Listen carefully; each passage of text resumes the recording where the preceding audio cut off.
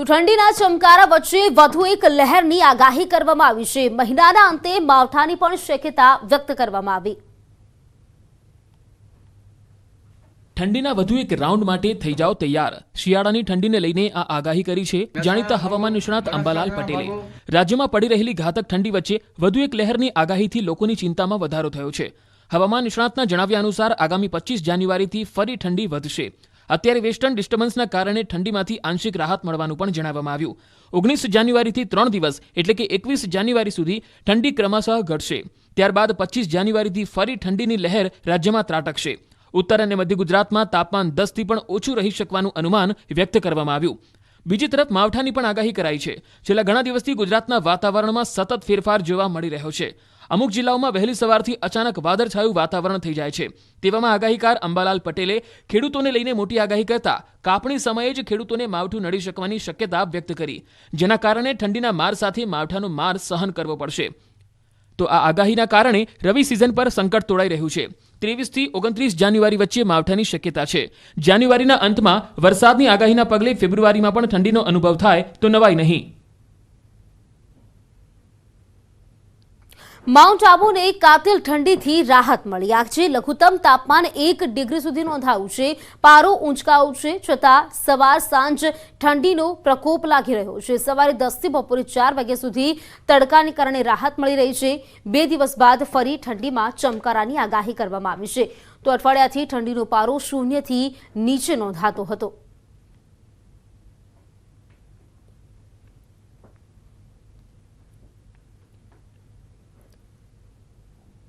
તો માઉન્ટ આબુમાં આજે લઘુત્તમ તાપમાન 1 ડિગ્રી નોંધાયું છે। સવારે 10 વાગ્યાથી લઈને બપોરના 4 વાગ્યા સુધી તડકાને કારણે લોકોને થોડીક ઠંડીમાં આંશિક રાહત મળે છે। કાતિલ ઠંડીથી જે રાહત મળી છે, છેલ્લા ઘણા દિવસોથી 0 ડિગ્રી પર પારો હતો।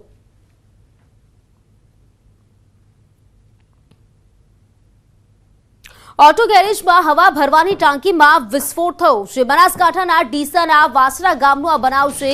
હવા ભરવાની ટાંકી ફાટી દુકાનોમાં ભારે નુકસાન પહોંચ્યું છે।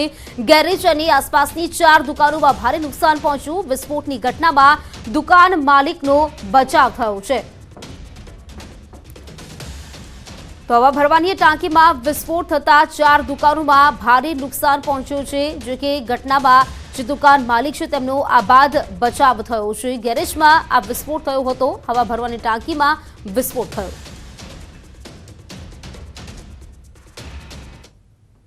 વિજાપુર એપીએમસીની ચૂંટણી લગભગ 3 ફેબ્રુઆરી યોજાશે। રમણભાઈ પટેલનો ચૂંટણી જંગથી દૂર રહેવાનો નિર્ણય પૂર્વ એમએલએ અને હાલના ચેરમેન છે રમણભાઈ પટેલ ચૂંટણી જંગમાં ભાજપના જ 2 જૂથ સામસામે। પૂર્વ એમએલએ કાંતિભાઈ પટેલ, પૂર્વ એમએલએ પીઆઈ પટેલ જંગમાં છે। જિલ્લા પંચાયત બાંધકામ સમિતિના ચેરમેન રાજુ પટેલ પણ જંગમાં।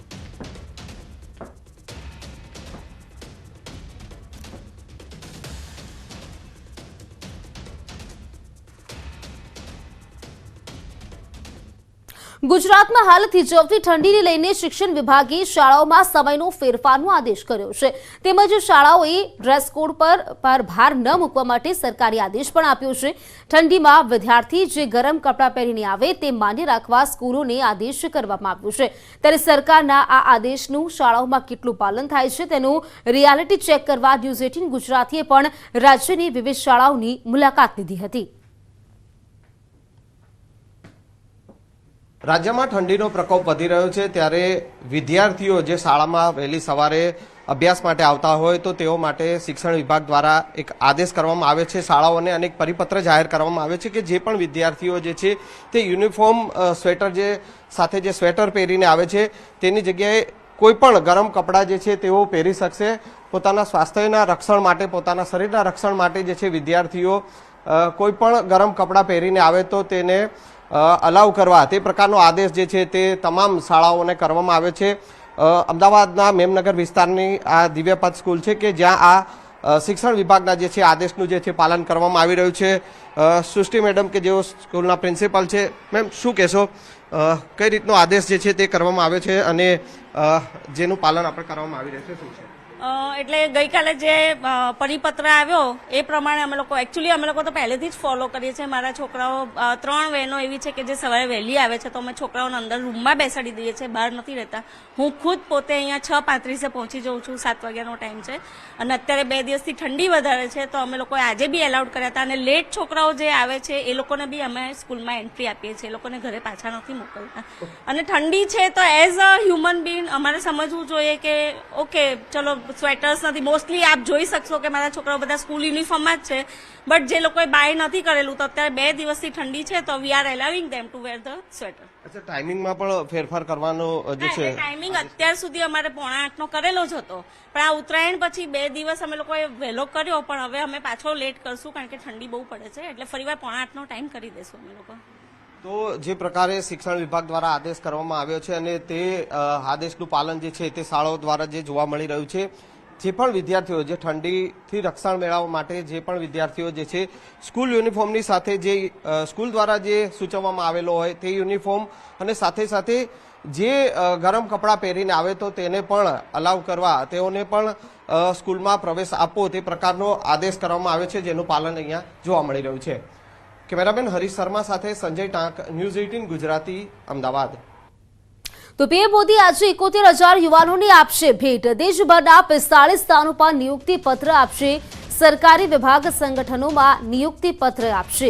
વિડીયો કોન્ફરન્સથી યુવાનોને તેઓ ભેટ આપશે. પીએમ મોદી સવારે 10:30 વાગ્યે યુવાનોને સંબોધન કરશે. સેવામાં સામેલ થનારા યુવાનો સાથે સંવાદ પણ તેઓ કરવાના છે.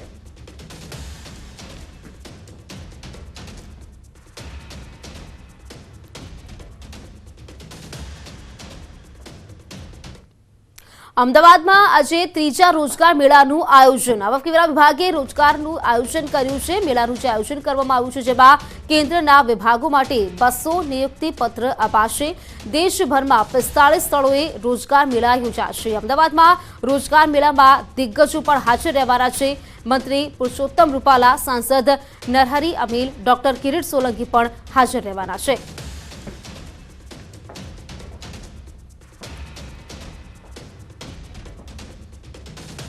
તો દિલ્હીમાં આજથી 3 દિવસીય ડીજીપી કોન્ફરન્સ 22 જાન્યુઆરી સુધી પૂસામાં ચાલશે. આ કોન્ફરન્સ દેશની આંતરિક સુરક્ષા અંગે આજે કોન્ફરન્સ મળવાની છે. ડીજીપી કોન્ફરન્સ જેમાં તમામ રાજ્યોના પોલીસ મહાનિર્દેશક જોડાવાના છે. પીએમ મોદી, અમિત શાહ પણ કોન્ફરન્સમાં હાજર રહેશે. ગુપ્તચર એજન્સીઓના વડાઓ પણ આ કોન્ફરન્સમાં હાજર રહેવાના છે. તો સરહદ પર ડ્રોન સમસ્યા, જમ્મુ કાશ્મીર આતંકવાદ, નક્સલવાદ સહિત સાયબર સુરક્ષા સહિતના જે મુદ્દાઓ છે તેની પર ચર્ચા થશે. સાથે જ રેડિકલાઇઝેશન, ક્રિપ્ટોકરન્સીના દુરુપયોગ, ડાર્ક વેબથી સ્મગલિંગ, ઉત્તર પૂર્વમાં ઉગ્રવાદી સમસ્યા મુદ્દાઓ પર ચર્ચા કરવામાં આવશે. સાથે જ નાર્કો ટેરર પર ગાળીઓ કસવા માટે યોજના બનાવાશે. દરિયાઈ સુરક્ષા અંગે પણ બેઠકમાં વિશેષ ચર્ચા થશે. ગેંગસ્ટર્સ આતંકવાદી ગઠજોડ પર અંકુશ અંગે પણ યોજના આજની આ કોન્ફરન્સમાં બનાવવામાં આવશે.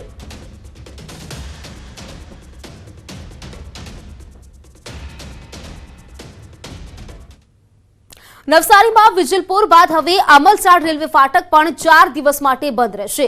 અમલસાડ રેલવે ફાટક બંધ રહેવાના કારણે 10 ગામના લોકોને 10 કિલોમીટર ફરીને જવાની ફરજ પડશે.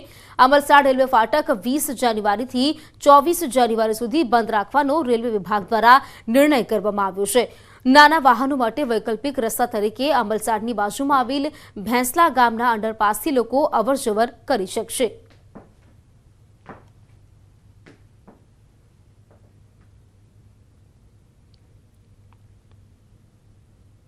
ડાયમંડ સિટી તરીકે ઓળખાતા સુરતના ડાયમંડના ઉદ્યોગની ચમક દિવસે આવે જાતી થવા માંડી છે. કારણ માત્ર એ જ છે કે હીરા ઉદ્યોગમાં દિવસે ને દિવસે મંદીની ભરતી જોવા મળી રહી છે. છેલ્લા લાંબા સમયથી ડાયમંડ ઉદ્યોગમાં આર્થિક મંદી ધીરે ધીરે આગળ વધી રહી છે. ત્યારે સુરતના પૂણા ગામ વિસ્તારમાં રહેતા રત્ન કલાકારે આર્થિક સંકળામણમાં જીવ ગુમાવ્યો છે. હીરાના ધંધામાં આર્થિક મંદીને કારણે ઝેરી દવા પીને આપઘાત કરી લીધો. મૂળ ભાવનગર જિલ્લાના વતની એવા વિપુલ જિંજાળા હીરાની કંપનીમાં કામ કરી પત્ની સહિત 3 સંતાનોનું ગુજરાન ચલાવતા હતા. પણ છેલ્લા લાંબા સમયથી તેઓ બેકાર હોવાને લઈને સુરતના પૂના વિસ્તારમાં મુક્તિધામ સોસાયટીમાં રહેતા વિપુલભાઈએ આપઘાત કરી લેતા 3 સંતાનોએ પિતાની છત્રછાયા ગુમાવી છે.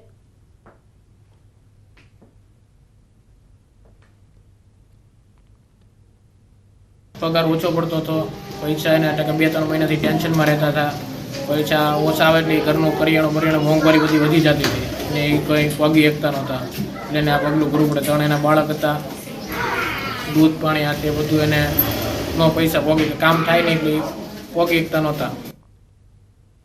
ડાંગ જિલ્લામાં ચાલતી સિઝનલ હોસ્ટેલમાં બોગસ બાળકો દર્શાવીને ભ્રષ્ટાચાર થતો હોવાનો ગંભીર આક્ષેપ કરતા શિક્ષણ અધિકારીઓ દોડતા થઈ ગયા છે.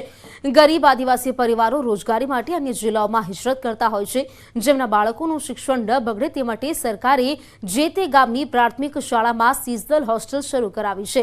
આમ સર્વે શિક્ષા અભિયાન અંતર્ગત જિલ્લામાં 123 હોસ્ટેલોમાં 6041 જેટલા બાળકો અભ્યાસ કરે છે, જેનો મહિનાનો 72 લાખ અને 6 મહિનાની 4 કરોડનો ખર્ચ બતાવવામાં આવે છે. પણ વાસ્તવમાં મોટા ભાગની હોસ્ટેલોમાં ભૂતિયા વિદ્યાર્થીઓ બતાવી ભ્રષ્ટાચાર આચરવામાં આવે છે. જે મામલે જિલ્લા ભાજપ પ્રમુખે ફરિયાદ કરતા શિક્ષણ જગતમાં ખળભળાટ મચી ગયો છે.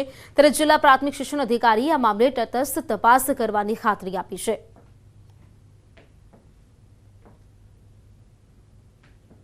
આ 50% બાળકો ઘણી હોસ્ટેલોમાં નથી અને જે મોટા પાયે ખૂબ ગરબડ ચાલે છે એવું લાગે છે. પણ હું આ માહિતી સરકાર લેવલ સુધી પણ હું ઊંડે સુધી તપાસ કરાવીશ અને આ બાળકોને ન્યાય અપાવીશ. જે સર્વે કરવામાં આવે છે એ બાળકોને પોર્ટલ પર ઓનલાઈન એન્ટ્રી કરવામાં આવે છે અને એ જ બાળકોને રજિસ્ટરમાં નામો હોય છે. છતાં પણ આવી ફરિયાદ આવી છે તો એકવાર તપાસ કરીને જોડાવી લઈએ છીએ. જો આવી બાબતો નીકળશે ને કોઈ ત્રુટિ માલુમ પડશે તો જે તે શાળા વિરુદ્ધ જે કાર્યવાહી કરવાની થાય નિયમાનુસાર એ કરવામાં આવશે. સુપ્રસિદ્ધ યાત્રાધામ પાવાગઢમાં ભક્તોની સુવિધામાં વધારો થશે. દર્શનાર્થે આવતા અશક્ત વૃદ્ધો તેમજ બાળકો સરળતાથી માતાજીના દર્શને જઈ શકે તે માટે 20 કરોડ રૂપિયાના ખર્ચે હાઈ સ્પીડ 2 લિફ્ટના નિર્માણ કાર્યનો આરંભ થયો છે. મંદિર ટ્રસ્ટ દ્વારા છાસિયા તળાવથી નિજ મંદિર સુધી 2 લિફ્ટની કામગીરીનું વૈદિક મંત્રોચ્ચાર સાથે ખાતમુહૂર્ત કરવામાં આવ્યું. આ લિફ્ટ સંપૂર્ણપણે આરસીસી તેમજ શાફ્ટ બનાવવામાં આવનાર છે. 70 મીટરની ઊંચાઈ ધરાવતી હાઈસ્પીડ લિફ્ટમાં એક સાથે 20 જેટલા લોકો છાસિયા તળાવથી મંદિર પરિસર સુધી પહોંચી શકશે.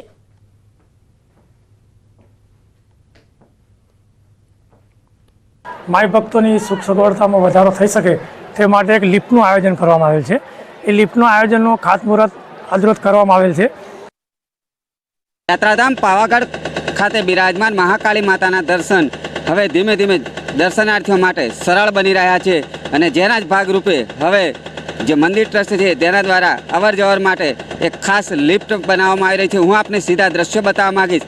જે છાસિયા તળાવ છે, આ છાસિયા તળાવ છે, અહીંયાથી નિજ મંદિર સુધી જવા માટે 70 મીટર જેટલી લાંબી જે લિફ્ટ છે તે લિફ્ટ અહીંયા નિર્માણ થવા જઈ રહી છે, જેનું ગઈકાલે જ અહીંયા ખાતમુહૂર્ત કરી દેવામાં આવ્યું છે. સાથે સાથે જ કામગીરી પણ શરૂ કરી દેવામાં આવી છે. હાલ દ્રશ્યોમાં જોઈ શકો છો અહીંયા જે કામગીરી છે તે પણ અમદાવાદની ખાનગી કંપની છે અને ખાનગી કંપની દ્વારા જેની કામગીરી શરૂ કરી દેવામાં આવી છે.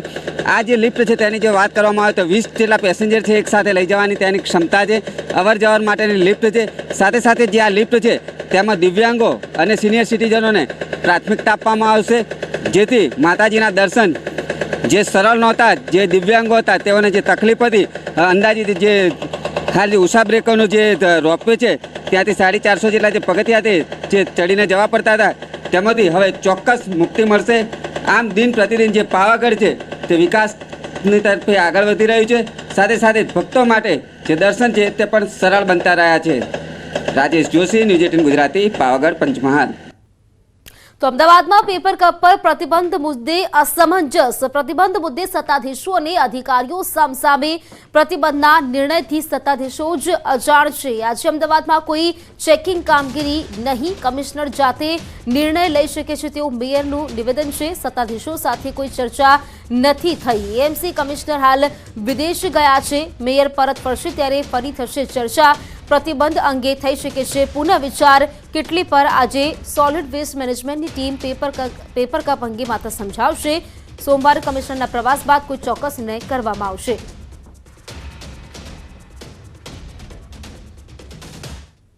આ જ મુદ્દે વધુ વિગત મેળવીશું. સંવાદદાતા દીપિકા અમારી સાથે જોડાઈ ગયા છે. દીપિકા પાસેથી વધુ માહિતી મેળવીશું. અહીં જે પ્રકારે પેપર કપને લઈને અસમંજસ જેવી સ્થિતિ જોવા મળી રહી છે. દીપિકા, ક્યાંક વાત કરીએ તો મેયરનું જે નિવેદન છે ક્યાંક એવું લાગી રહ્યું છે કે મેયરને જ આજે આદેશ આપવામાં આવ્યો તેની કોઈ જાણ છે જ નહીં. ક્યાંક ને ક્યાંક આમાં અસમંજસની સ્થિતિ હોય તેવું જોવા મળી રહ્યું છે. દીપિકા. બિલકુલ અસમંજસની સ્થિતિની વચ્ચે ખાસ કરીને આજે 20 તારીખ છે ને, આજથી એવો નિર્ણય કરવામાં આવ્યો હતો કે કોઈ પણ વ્યક્તિ, કોઈ પણ કિટલી ધારક જો પેપર કપનો ઉપયોગ કરતું હશે તો સીલ કરવામાં આવશે. પરંતુ આજે આ નિર્ણય છે તે 3 દિવસ માટે સ્થગિત કરવામાં આવ્યો છે. એટલે કે સોમવારે નિર્ણય પ્રોપર લેવામાં આવશે, જ્યારે કમિશનર છે તેઓ ફરી એકવાર સત્તામાં આવશે. હાલ કમિશનર છે તેઓ પ્રવાસ પર છે. અમદાવાદ મહાનગરપાલિકા દ્વારા આ નિર્ણય છે તે થોડા 3 દિવસ માટે સ્થગિત કરવામાં આવ્યું છે. તેને લઈને આપ જોઈ રહ્યા છો કે કેટલી ધારકો જે છે તેઓ પહેલેથી જ્યારે સમજાવટ માટે આવે છે, વોર્ડના અધિકારીઓ આવે છે, સોલિડ વેસ્ટની ટીમ મેનેજમેન્ટના તમામ અધિકારીઓ આવે છે, ત્યારે તેઓ ખાસ કરીને સમજાવતા હોય છે કેટલી ધારકને. તેનું ઓપ્શન પણ તેમણે ગોતી રાખ્યું છે કે કાચમાં હવે તેઓ આપશે, કુલ્લડમાં તેઓ ચા આપશે. મારી સાથે જે ઓનર છે ગાત્રાળના ઇસ્કોન ચાર રસ્તા કે જે ટી જંકશન કહેવાતું હોય છે, તો તે વિસ્તારમાં અત્યારે હું છું, તેમની સાથે વાત કરવાનો પ્રયત્ન કરીશું. કોર્પોરેશનના અધિકારીઓ અહીંયા આવ્યા હતા, સમજાવટથી આપને શું ખબર પડી છે ને ખાસ કરીને પેપર કપનો ઉપયોગ શા માટે હવે આપ નથી કરવાના? જી, અમને સમજાવ્યું હતું કે પેપર કપના કારણે જે પોલ્યુશન ફેલાઈ રહ્યું છે, કે દરરોજ 20 લાખથી વધારે કપ રસ્તા ઉપર પડ્યા હોય છે, ને જે રીતે એનું સ્ટોરેજ અને જે કચરો લઈ જવો હોય છે ત્યાં જગ્યા ફૂલ થઈ જાય છે અને ડ્રેનેજ સિસ્ટમમાં પ્રોબ્લેમ થાય છે. એવી રીતે અમને સમજાવ્યું હતું. એમને સમજાવ્યું હતું અને તમામ જે લોકો છે અહીંથી ચાલુ થાય છે. પહેલી કિટલી પર હું ઊભી છું, લગભગ 4 થી 5 કિટલી આગળ છે. એટલે તમામ લોકોએ હવે કાચના જે ગ્લાસ હોય તે ઉપયોગ કરવાનું શરૂ કરી દીધું છે અને કુલ્લડ પણ તેવો ઉપયોગ કરવાનું તેમણે શરૂ કરી દીધું છે. પ્રીતિ. બિલકુલ દીપિકા, આભાર આપનું જાણકારી માટે. તો જે પ્રકારે વાત કરીએ, હવે જે પેપર કપ છે તેને લઈને અસમંજસની સ્થિતિ જોવા મળી રહી છે. તો આજથી જેનો નિર્ણય લાગુ થવાનો હતો, પરંતુ આજે અમદાવાદમાં કોઈ ચેકિંગની કામગીરી નથી કરવામાં આવી. કમિશનર વિદેશ ગયા છે, જ્યારે તેઓ પરત ફરશે ત્યારે આ વિશે ફરી ચર્ચા કરવામાં આવશે.